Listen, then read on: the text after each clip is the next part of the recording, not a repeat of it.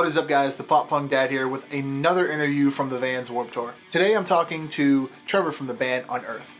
They were one of the sickest metal bands this year on the Vans Warped Tour, and it was their first cross-country and sadly last cross-country venture on the tour. I talked to him about his experiences on the Vans Warped Tour, past and present. We dabble into family a little bit and talk about how technology has helped keep families together while on the road. And then we jump into music and talk about Unearth's new single, Incinerate. It's a really sick song, has a bunch of sweeps in it, it goes real old school, and we get into that. And we talk about the future of Unearth, their new album release, some details on that, and a whole lot more. So let's just check it.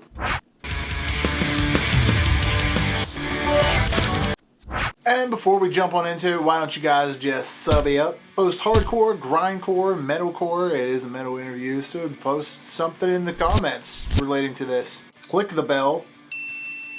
It's going to be right here to stay notified. Just give one of those old Ric Flair backhand woo slaps to that like button. And, just share it on over. Give it a share to your family, friends, folks, people you don't even like. Just share it on over to them. So let's get on into this.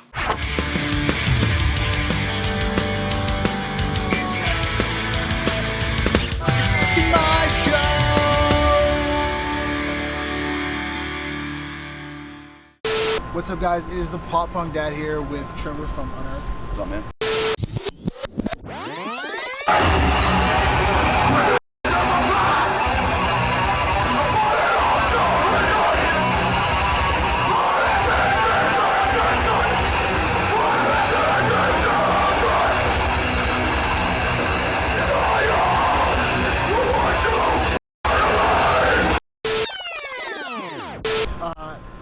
How does it feel doing the last run of the Vans Warped Tour? It's our first full run of the Vans Warped Tour. We did 3 shows back in 2002 when we first started touring, and it was fun back then. And to see it now on a much larger scale is pretty cool. It's an amazing tour. It's very well run. I'm sad to see it go just by seeing the level of work and excitement that goes into it. Work from the people that put it together, excitement from the fans that are here. It's amazing tour. It's a great community, and it's been fun. Very generic question, but a good follow-up to that is, do you have any vivid memories from the Vans Warped Tour, being either a fan or playing? Yeah, playing, man. We did 3 shows, like I said, back in 2002, and the Boston show was stuck out as one of our best at that point. I mean, we had a handful of shows up to that point that were on that scale, but it was so much fun to be part of it. And remember, there was a picture from the standard shot behind the drums was a big crowd in front of you when you're playing the show. We used that picture from that show for a T-shirt design we had for a few years ago. So that was a fun show. You said that you recognized me. It could have been from 2011, 2012. I think you guys played the Mayhem Festival. Yeah. And I came to that one. Right on. Was it the one with the mudslide or not? There was a huge mudslide here in Pittsburgh. The whole hillside though was completely covered in mud. Kids were jumping from the top of it all the way down. What was Mayhem Fest like? And how does it differ from the Vans Warped Tour other than metal? The scale of it's a lot smaller as far as production goes, because Mayhem has 15 bands? Yeah. How many here? 50, 60 bands. And the amount of stages of production that go into it, it dwarfs anything we've ever been part of. Even we've done the giant shows, the huge festivals in Europe. I mean, there's fewer people here, but it rivals those with the amount of stages there are. It's so much production. I mean, there's so many buses and vans and bandwagons and trucks and everything. It's such a huge scale that I've never seen anything like this on a day-to-day basis. Yeah, this is my first time getting the whole backstage feel of things, and it's like a well-oiled engine. My favorite part about Warped Tour compared to Mayhem, Mayhem was awesome. I mean, I have nothing bad to say about it. It was just an awesome fest to be part of. Is that has the traditional headliner, different stages, this is what time you go on. Here, there's no headliner. Everybody switches every day. No one's logo is bigger than anybody's, so what that does, it takes away any kind of ego bands have. With some people, that's just human nature. It's like, oh, my band's name is bigger than yours, or I'm the bigger stage, and there's an ego, but there's none of that in this festival, and that's awesome.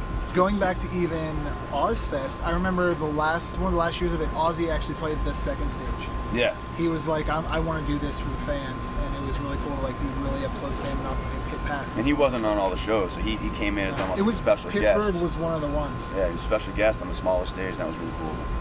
You were talking about the bands this year. Is there any bands particularly that like tickle your fancy that you're like, I really didn't think I'd be into that, but now I kind of am? The bands I expected to like, which I liked beforehand, like Harm's Way, Kubla Khan, we're sharing bus with D's and Nuts, like more the heavier bands I would, of course I know about. But it's cool to hear different bands and actually kind of dig them. You know what I mean? Surprisingly enough, I've never even, I've never listened to Twisted, and they're actually kind of fun to watch, man. They get the crowd going, and it's basically every band out here. I mean, Ice Nine Kills is killing it, and that's a band that we've done some shows before, but I've never really invested time into. And I see them, and they're just blowing shit up, and it's awesome, man. It's just good to see different styles of music do so well. It's awesome. Do you think those guys are going to be like the next wave, or do you think those are it of bands coming up? Things always, with the internet today, things are always evolving, and as long as a band makes a point, it becomes a staple. It does the touring and gets out there. Just do the legwork and stay relevant. You know what I mean? So any band can have 2 years if they hit kind of a popular moment with people. But if you have the staying power to tour and just go at it and persevere, then you can stick around for a while. That's a perfect answer. Are any of you guys in the band dads? Yep, me and Buzz. I have 2 kids and Buzz has 1. Oh, this is awesome, man. How do you guys cope with like being away from home on tour? Because you guys are doing the full run, right? Yeah, this is a long tour for us. Usually we don't want to do anything for more than 3-4 weeks because we're parents. FaceTime shrinks the world. So I'll FaceTime more than once a day, as much as I can. Just yesterday we were in Hartford. I live near Boston. So I asked if we have a short set, an early set, I should say. And so we got 12:30. I rented a car that morning, so I got off stage, went right to the car, drove home, and so I came back late at night for bus calls. So I got to spend the day at home yesterday. And I'll see him again in 12 days when we play the Boston show. So I'm just kind of trying to break up the tour, and then it's only 1 week after that till I'm home for the rest of the summer. So it's not easy being a parent and being away, but FaceTime's really done. It's really shrunk the world for people, and it's just awesome to see them and kind of interact every day like that. But how old? My daughter's 5, and my son's only 7 months. So. Oh man, see, everybody I've talked to is like 5 years old, and I have a daughter who's 5. She's going to be 6 next week. And this is actually because she's 5, and we haven't been touring a ton the past 5 years, but we do tour. Put our record 4 years ago, and this is the hardest year to tour because she's so she's more of like she's a bigger kid. She's more of a emotionally connected to everything, and it's harder to be away than ever. I'll leave for work, and then she'll be complaining because like, why weren't you home like all day long? I'm like, I've been going for 12 hours. Like, it can be heartbreaking. It can be, man. But she loves music. She loves listening to metal with me as well, and rock and roll, and it's a beautiful thing. I'm sure my son will be. You're lucky, and I will say that I am lucky. My daughter does like music; she sings, but she's very radio friendly and that stuff. She calls it the Cookie Monster songs. Nice. When she hears like metal come on and stuff, so I'm still trying to convert her over. Kids are like everything, man. They're blank slate. Let them pick what they like. But I'll play my stuff, and I'll play classic rock, I'll play folk music, and she likes that stuff too. Like the White Buffalo, she likes. Like she loves Ghost, she loves Mastodon, she likes Unearth stuff, so it's really cool to see that. That's awesome. You guys have parents, obviously, as well. When you guys first started out, were your parents supportive from the very beginning? Oh, hell yeah. My parents have always been supportive of me as a kid. When I was 12, I got a guitar. That's how I got into playing. My dad's a rock and roller. He gets thousands of vinyl records. We always play music in the house. My mom loves music too, and I got a guitar. I didn't have the patience for it when I was 12, between school, sports, girls, whatever, and then just hormones. But I had a lot of energy, and so one day I just picked up a mic and started singing into my little amp that he got me, a little 6-inch Gorilla amp. And I started singing with my Testament tapes. And fast forward 2 years, I was in a small band in my hometown, and then they went to all my shows growing up, and they'll still go to shows. They're getting older, and they still come to shows once in a while. It's cool. When was that moment when you told your parents, like, I'm not doing work anymore, I'm a professional musician, and what was their reaction? I mean, it wasn't as drastic as that. I mean, the only real drastic thing that happened was as high school was wrapping up. I thought my high school band was gonna go places, even though as delusional as that was. Everybody's does. We weren't touring, so I didn't apply to any colleges out of the gate.